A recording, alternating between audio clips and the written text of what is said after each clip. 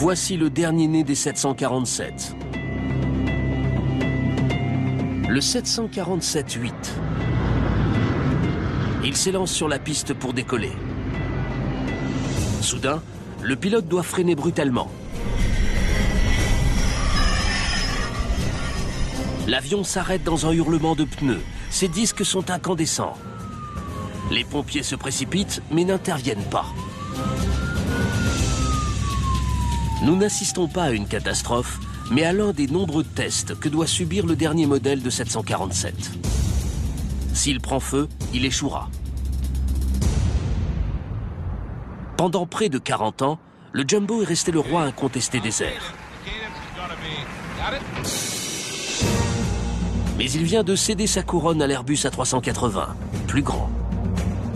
Mais chez Boeing, on est bien décidé à reconquérir ce titre. L'avionneur reprend à partir de zéro la conception de cet avion emblématique dans la plus grande usine du monde, la Mega Factory Boeing.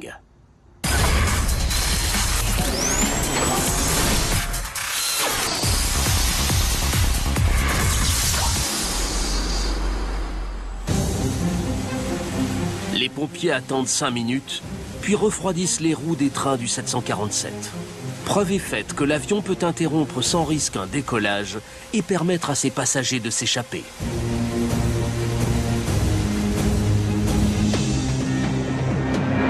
Chez Boeing, on espère que ce sera l'unique décollage avorté. Le 747-8 est la version la plus récente et la plus sophistiquée du fleuron de l'avionneur américain.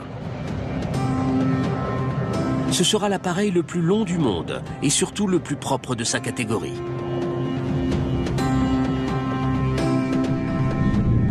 Comme tous les Jumbo qui sillonnent les airs, il naîtra à Everett, dans l'État de Washington, au nord de Seattle.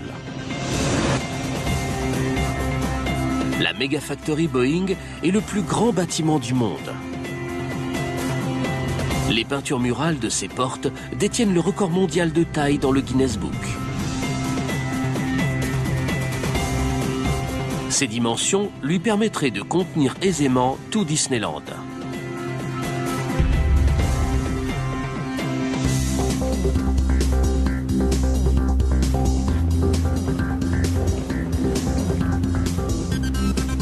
Nous ne sommes plus dans une usine, mais dans une petite ville qui abrite sa propre caserne de pompiers.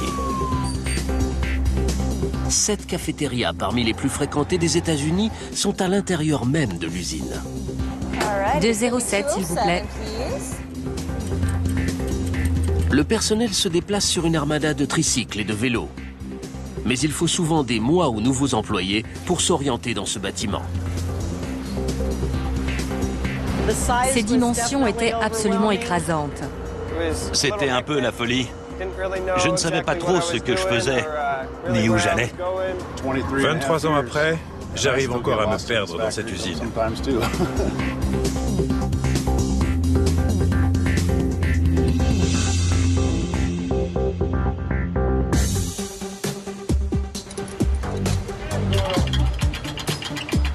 Ce bâtiment est si gigantesque que des nuages se forment parfois près de son plafond d'une hauteur de 10 étages. C'est une jungle de pièces détachées d'avions, de toutes formes et de toutes dimensions. Pourtant, l'ordre règne sous cette apparente anarchie. Chaque avion fabriqué ici possède son propre emplacement. Cette zone est réservée au chouchou de l'entreprise, le 747.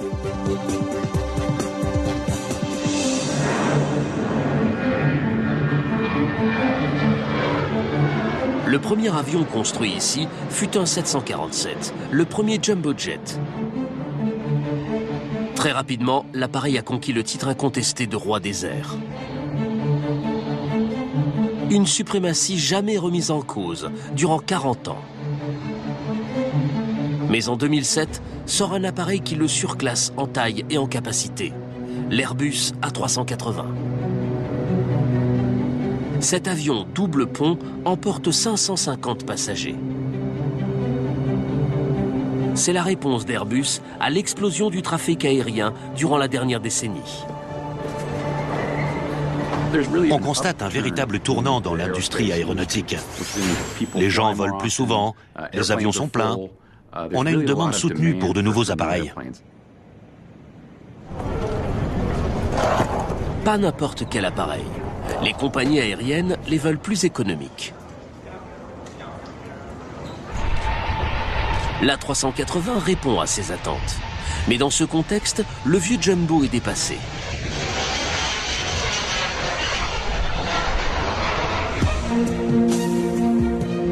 Quand les prix du carburant s'envolent et que l'environnement devient un souci majeur, l'appareil s'avère cher et polluant.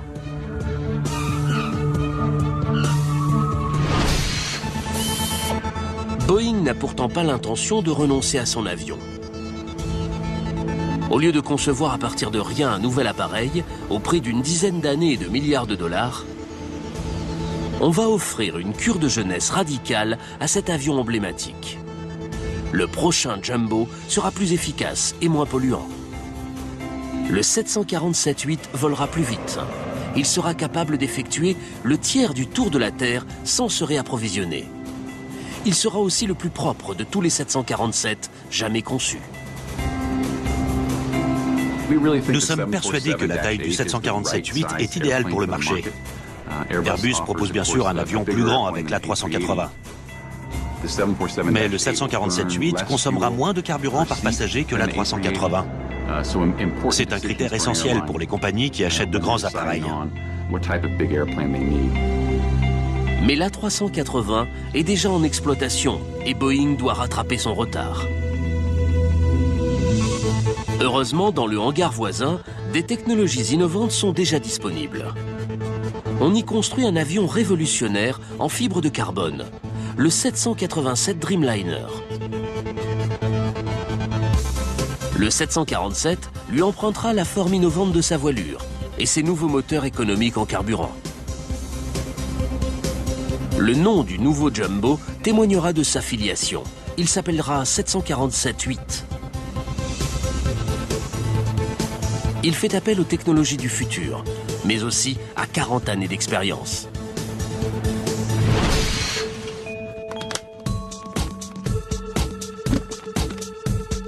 La saga du 747 débute au milieu des années 60. L'invention de l'avion à réaction entraîne une explosion du trafic aérien. La demande pour des vols long courriers ne cesse de croître. Une compagnie aérienne est en tête du peloton, Pan Am. En 1965, Pan Am réclame désespérément des avions à réaction long courrier plus grands. Son président, Juan Trippe, rencontre celui de Boeing, William Allen. Il lui demande de construire un appareil capable de franchir 5000 km avec 350 passagers, le double des capacités de l'époque. L'ingénieur en chef, Joe Sutter, se voit confier cette tâche titanesque. On l'appelle le père du 747. Il fallait loger 350 passagers au lieu de 100. Comment faire? On a immédiatement pensé à superposer deux avions. 40 ans avant l'A380, Joe Sutter conçoit l'idée du double pont. Mes ingénieurs ont commencé à travailler dessus. Le double pont entraînait une bonne dizaine de problèmes. Ils ont alors eu l'idée d'un avion plus large avec deux couloirs. Selon la légende, Juan Trippe de Pan Am aurait dit « Si vous le fabriquez, je l'achète ». Il commande 25 Jumbo pour un total de 3,7 milliards de dollars d'aujourd'hui. Boeing relève le défi. Il reste un léger détail. L'avionneur ne possède pas d'usine assez vaste pour construire le 747. Boeing construira en 1966 la plus grande méga factory ayant jamais existé.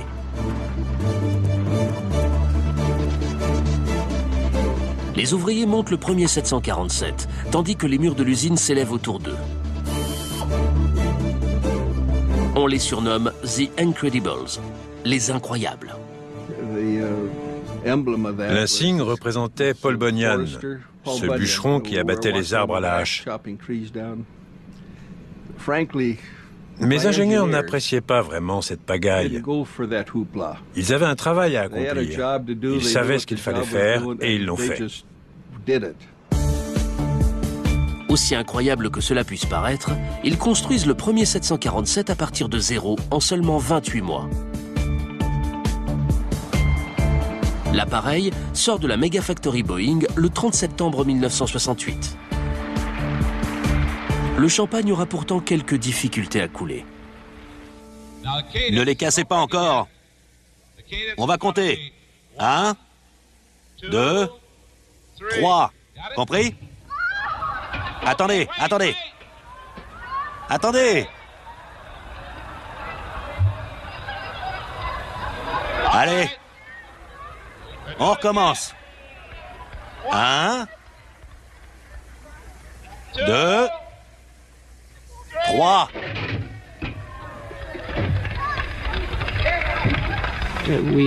On a eu quelques problèmes. Mais le décollage a été un immense soulagement pour nous tous. On m'a demandé si on craignait pour notre sécurité, mais ça n'entrait pas en ligne de compte.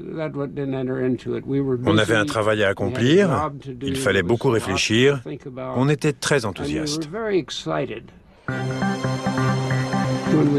En sortant, on a eu droit à un bain de foule.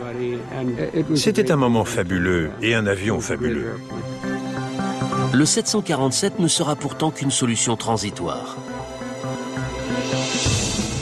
Au milieu des années 60, la demande est aux avions supersoniques capables de voyager plus vite que la vitesse du son. Boeing admet avoir vendu seulement 50 747 destinés au transport de passagers. L'avionneur est persuadé que l'avenir appartient à son supersonique à géométrie variable, en concurrence directe avec le Concorde européen. Le rêve supersonique s'achève en impasse économique. C'est un gouffre à carburant. Pour Boeing, l'expérience ne dépassera pas cette maquette grandeur nature. Moins gourmand, le 747 sort de son purgatoire et devient le roi des airs.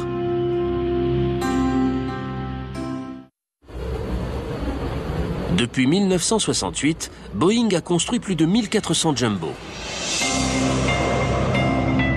Leur trajet cumulé représente 101 000 vols aller-retour jusqu'à la Lune.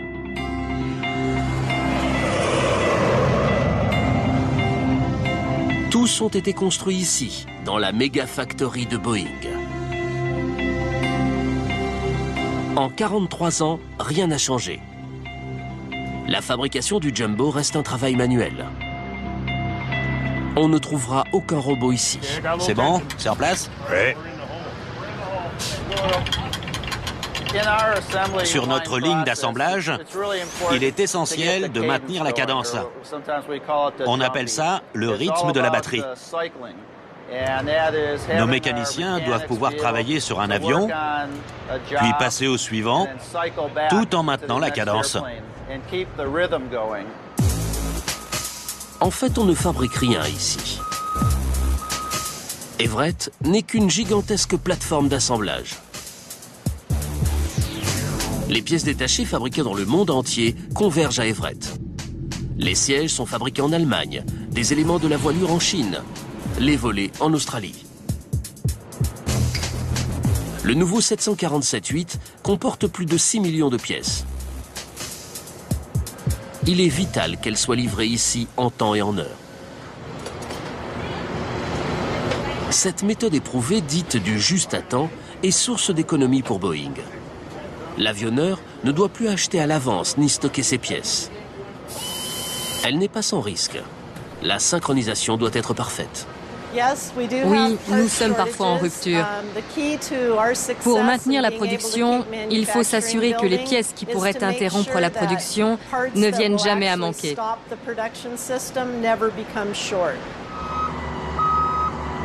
Il n'est pas question de laisser en attente l'une des plus grosses pièces, ce réacteur à 20 millions de dollars.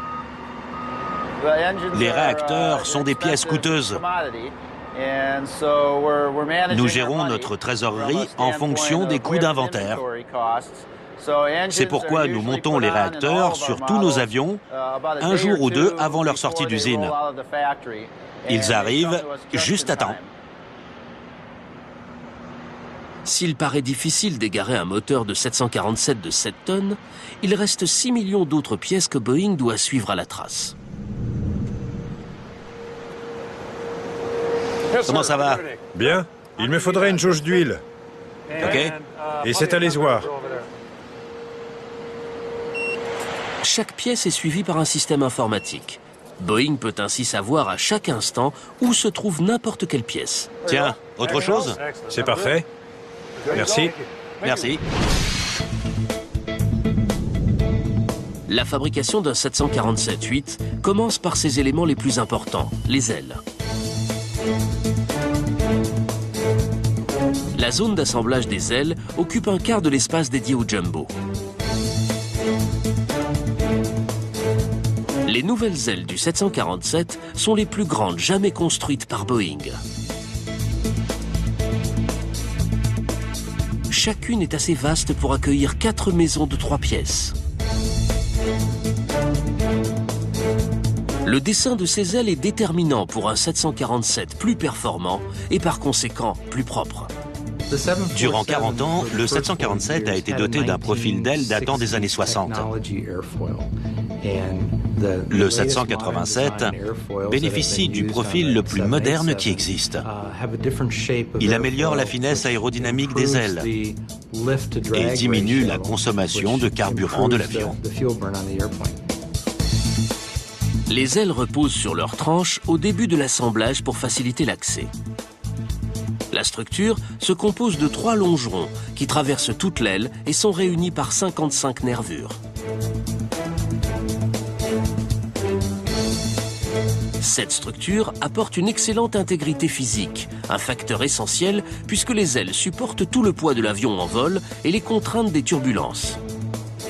Chacune contient également jusqu'à 58 tonnes de carburant.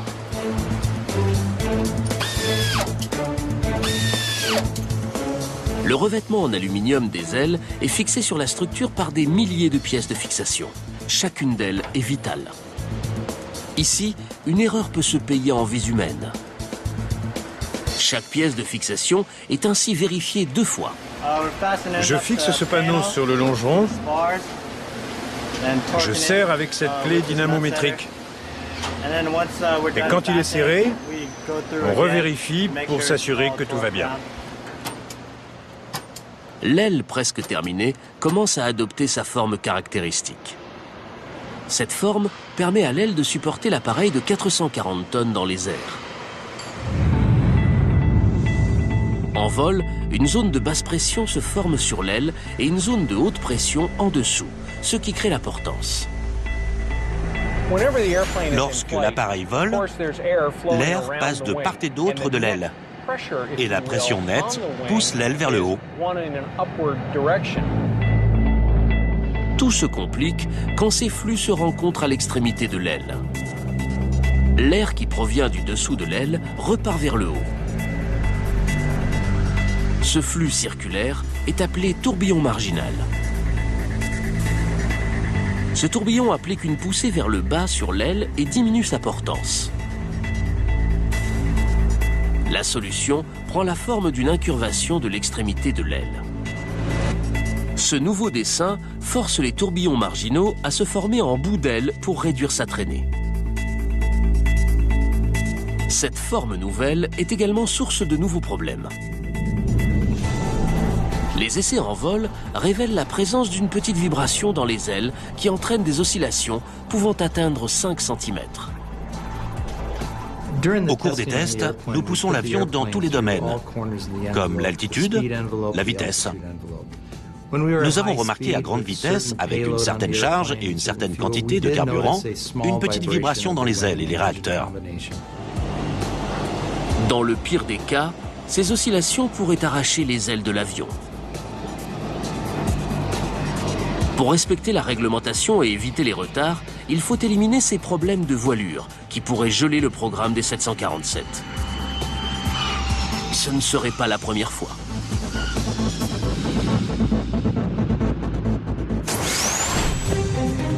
À la fin des années 60, le premier 747 a rencontré d'autres soucis d'aile. Les essais en soufflerie avaient montré une mauvaise répartition de la pression sur les ailes qui remettait en cause leur forme. C'est Joe Sutter qui apporta la solution. On a eu l'idée d'incliner vers le bas la partie extérieure de l'aile de quelques degrés. On s'est dit que ça fonctionnerait peut-être. On a fait des essais en soufflerie et cette petite modification a résolu le problème. Cette petite modification fonctionne. Les contraintes sont réparties correctement sur les ailes et le 747 est bon pour le service. En l'honneur de Joe, elle est baptisée l'astuce de Sutter. Grâce à lui, les incroyables terminent le Jumbo à temps pour son lancement.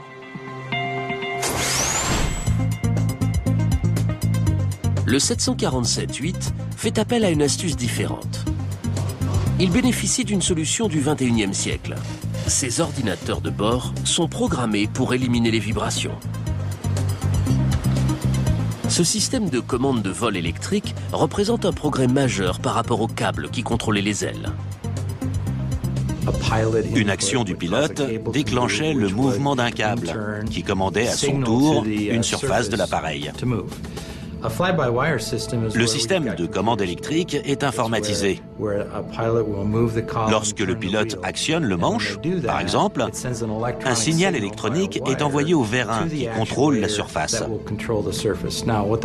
Vous pouvez ainsi augmenter la part d'informatique et de contrôle logiciel du pilotage dans les manœuvres de l'appareil.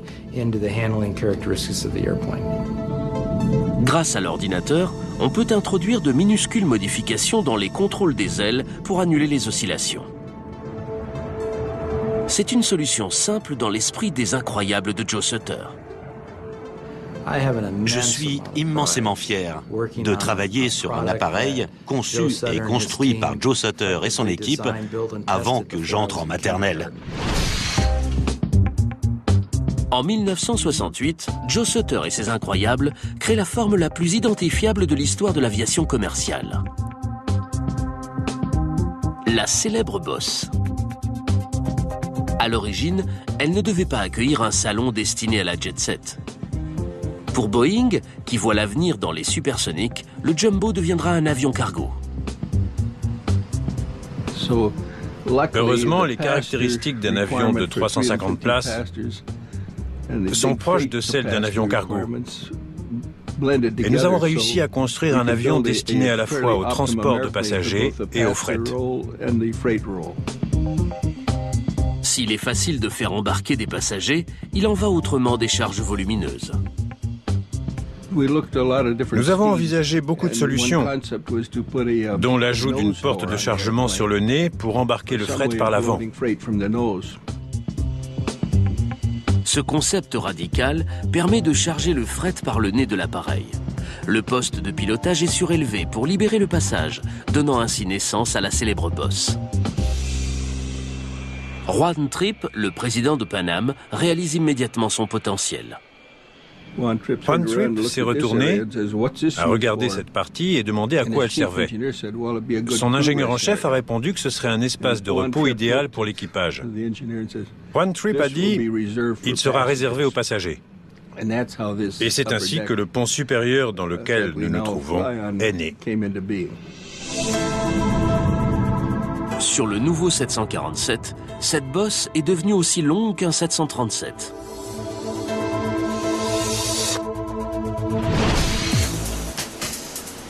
À l'usine, l'assemblage du fuselage progresse. Il est construit en plusieurs tronçons. L'arrière, le milieu et l'avant avec sa fameuse bosse. Chaque tronçon est assemblé panneau par panneau. Ceux-ci sont protégés pendant l'assemblage par une couche de vinyle vert. Seul le nez de l'avion est fabriqué d'un seul tenant. La partie inférieure du plus grand tronçon est montée à l'envers pour faciliter le travail. On l'a fait ensuite pivoter de 180 degrés sur une structure spéciale pour assembler sa partie supérieure.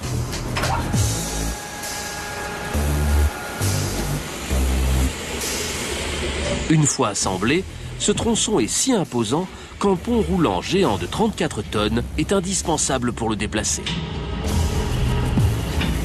26 ponts roulants circulant sur 50 km de rails déplacent ces énormes tronçons à travers l'immense complexe. On dit à tous les pilotes qu'on les a fait voler avant eux. On les conduit jusqu'à leur destination. On les pose et les employés travaillent dessus. Quelques grutiers ont le vertige, mais c'est un inconvénient. Mieux vaut ne pas en souffrir. Avant d'assembler définitivement les tronçons du fuselage, il est vital de s'assurer qu'aucun objet n'a été égaré.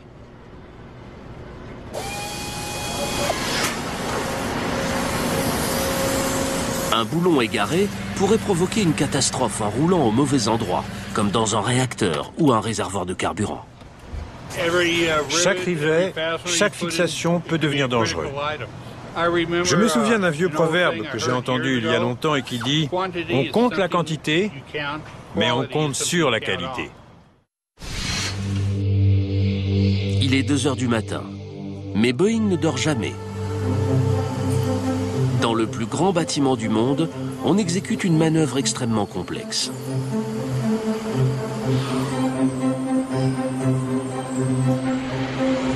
L'équipe du 747-8 a monté les ailes et le fuselage. Il est temps de les réunir. Le 747-8 pourra enfin ressembler à un jumbo. La réunion des 3 tronçons du fuselage est l'une des tâches les plus difficiles de tout le processus d'assemblage. C'est pour cette raison qu'il s'effectue en pleine nuit. Les risques sont moindres. Peu de personnes sont présentes au sol. Les risques d'accident sont réduits. Ces éléments valant des millions de dollars doivent être assemblés avec un soin extrême. Les mécaniciens doivent prêter attention aux moindres détails. Ils positionnent le tronçon avant qui va recevoir les ailes. Il est descendu avec la plus grande précision. On doit être aligné pour positionner parfaitement le berceau. On travaille à 5 mm près. On approche ensuite les ailes près du fuselage central. Elles occupent pratiquement toute la largeur de l'usine. 2 tracteurs doivent les déplacer exactement à la même vitesse pour les empêcher de heurter les parois de l'usine. 5 petits centimètres séparent les murs des extrémités des ailes.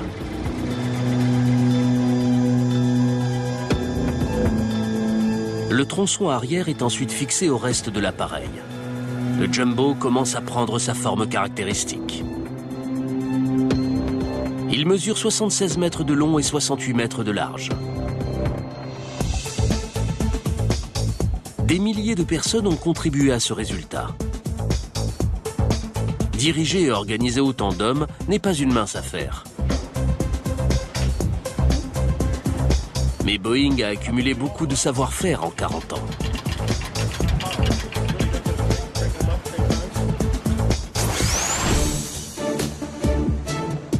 Durant les premières années, l'avionneur a dû affronter une débâcle financière et frôler la faillite.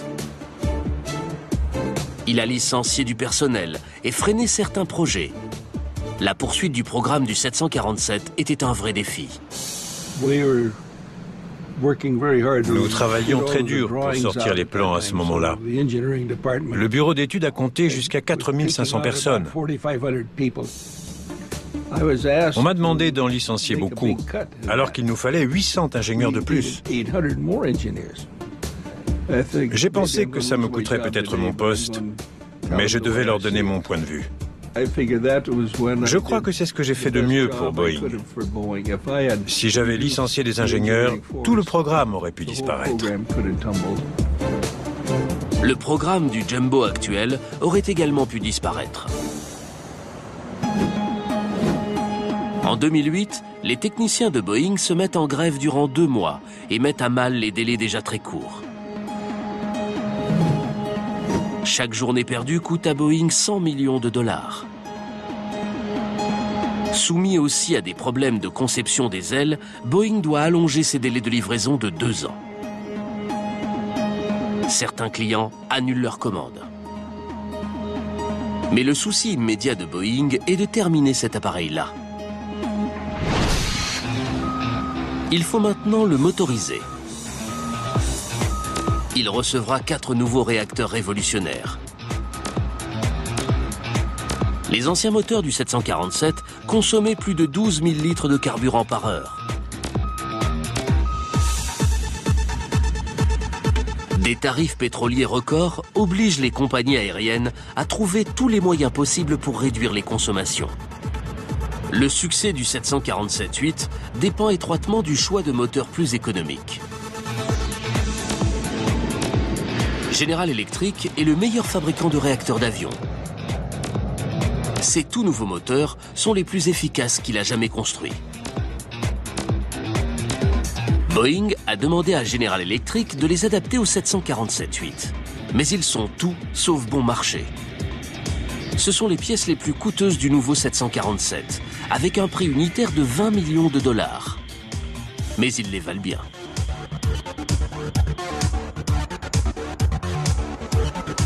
Les matériaux composites des ailettes et du revêtement allègent chaque moteur de 180 kg. Multiplié par 4, ce poids équivaut pratiquement à 10 passagers supplémentaires. Dotés de moins d'ailettes et tournant moins vite, ces réacteurs sont les plus silencieux jamais produits par General Electric. Ils fournissent un flux d'air supérieur avec moins d'énergie. Leur consommation en est réduite d'autant. Comment y parviennent-ils ? «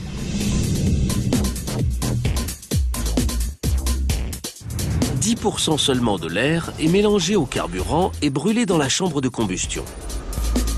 Celle-ci entraîne un ensemble de turbines qui propulsent les pales. Ces pales entraînent les 90% d'air restant vers l'arrière du réacteur, créant ainsi la poussée.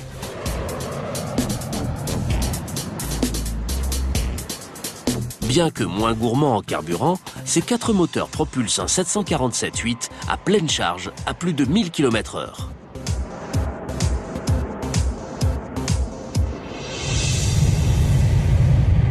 Un seul de ces moteurs produit une poussée égale à celle des 8 réacteurs d'un B-52. À l'usine, on s'apprête à monter les réacteurs. D'énormes blocs de béton sont fixés sur les ailes aux futurs emplacements des moteurs. Ils empêchent l'appareil de basculer vers l'arrière. Chaque moteur pèse 7 tonnes. 4 d'entre eux quitteront leur chariot pour être fixés sous les ailes.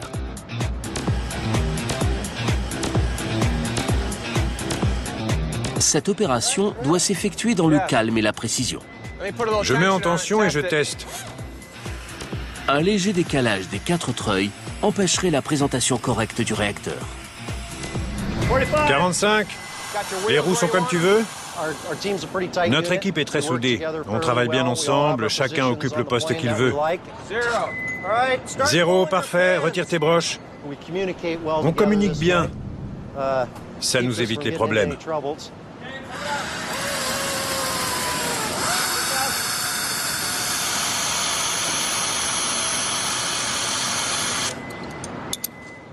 L'élingue est posée, sécurisée. Sécurisé. On est à 30 cm environ. On va retirer les boulons à l'avant. Une broche à l'avant sert à aligner le support. On l'enduit de produits anti-grippants. On avance encore de 15 cm, on vérifie que tout va bien. Encore 15 cm et on fixe les 4 boulons.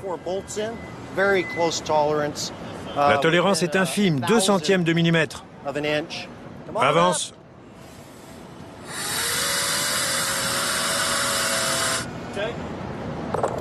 « 12 boulons suffisent pour fixer ces énormes moteurs. Les 4 sont engagés.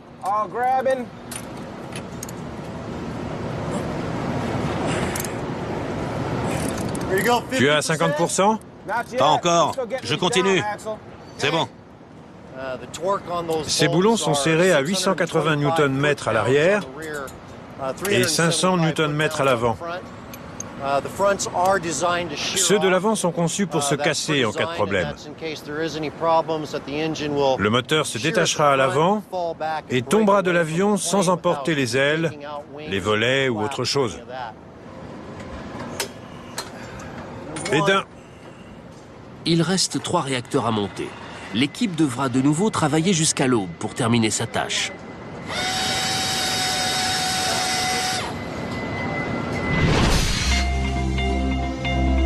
Après des semaines de travail minutieux, on s'apprête à mettre l'avion sous tension. Auparavant, il reste un travail encore plus minutieux à accomplir. Vérifier chaque circuit, l'un après l'autre. L'avion consomme beaucoup d'électricité, assez pour alimenter plus de 50 foyers. Il est parcouru par 214 km de câbles. Tous convergent vers la console électronique, qui est le système nerveux de l'avion.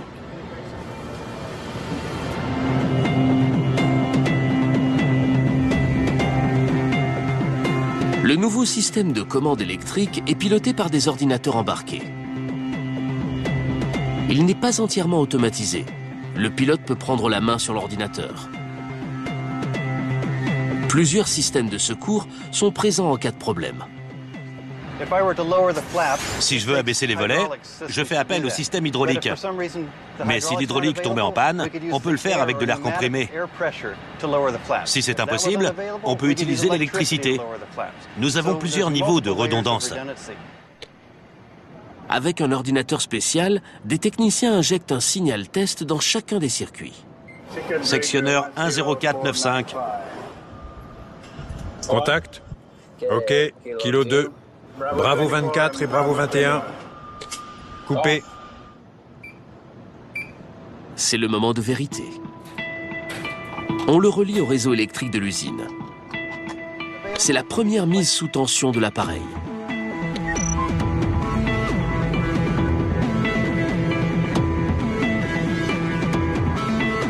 Cette mise sous tension est un moment clé dans la fabrication d'un 747-8. Les moteurs sont en place, le Jumbo est pratiquement prêt à s'envoler. Avant cela, il doit être aménagé. Comme ses moteurs General Electric et ses ailes, il emprunte son aménagement intérieur à son petit frère, le Dreamliner. Les couleurs sont nouvelles. Il y a plus d'espace et un éclairage d'ambiance. Chacun des clients de Boeing a sa propre idée sur l'aménagement intérieur et souhaite que ces Jumbo affichent ses couleurs particulières à l'intérieur comme à l'extérieur.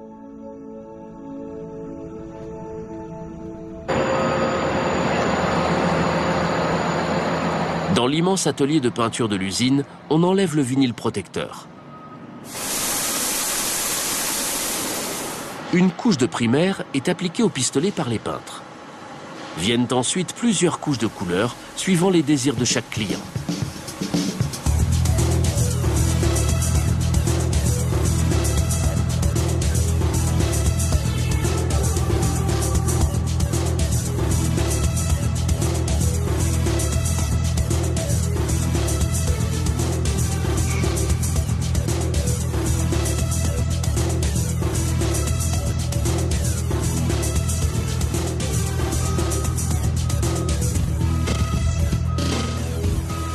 Le nombre de couches de peinture a son importance. Un excès de peinture risque de masquer des signes révélateurs d'une fatigue du métal. De plus, ce poids supplémentaire ne ferait qu'augmenter la consommation de carburant. On utilise habituellement 500 kg de peinture par avion. Cette peinture tiendra 4 ans. Cet appareil arbore les couleurs de Boeing, car il va bientôt être mis à l'épreuve. Il devra subir une batterie de tests en vol éprouvants avant les livraisons. Les pilotes d'essai amènent l'appareil à des extrémités que les passagers n'auront jamais à subir. Sauf s'ils travaillent pour Boeing. Les tests d'emport de charge sont parmi les plus éprouvants pour l'avion. Et pour les passagers. Il est recommandé d'avoir un estomac résistant.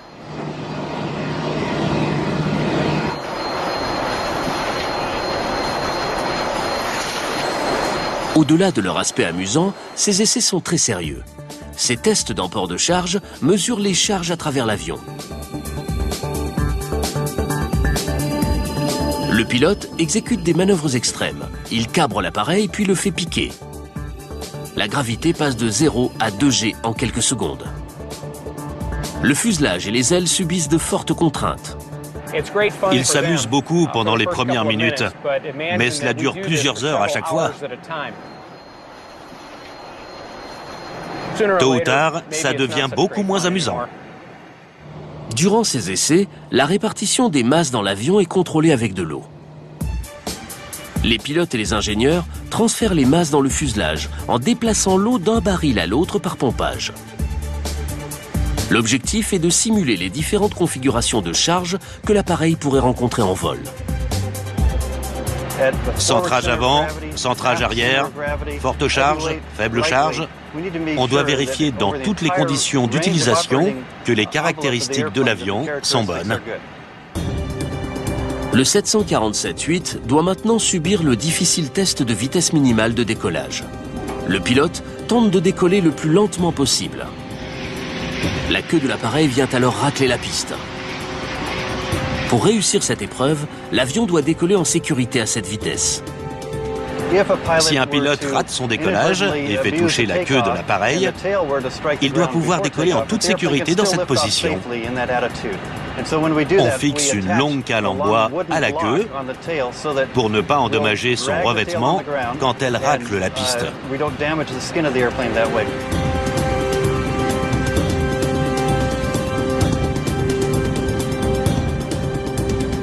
Le nouvel appareil subit ensuite l'épreuve des oscillations.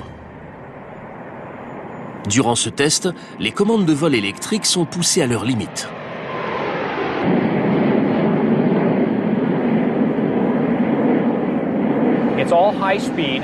On vole à très haute vitesse, généralement au-dessus des limites admises sur les vols commerciaux.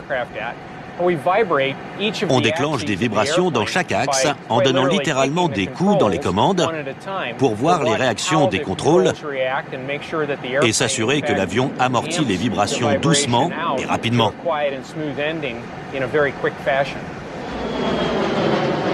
Maintenant, on écrase les freins en plein vol pour voir le résultat. Les pilotes de ligne sont entraînés à reprendre un décrochage imminent. Mais on voit rarement, sinon jamais, un avion décrocher réellement. Pour nous, c'est banal. Nous avons réalisé des centaines de décrochages sur ce modèle. Et ils sont sans conséquence. Un avion décroche en cas de cabrage excessif. Ses ailes ne génèrent plus de portance et l'appareil commence à tomber. Je relâche la pression sur le manche et je le laisse revenir au centre. Je me contente parfois de laisser retomber mes mains. L'avion se rétablit parfaitement tout seul. Des milliers d'employés ont assemblé 6 millions de pièces pour faire naître cet avion.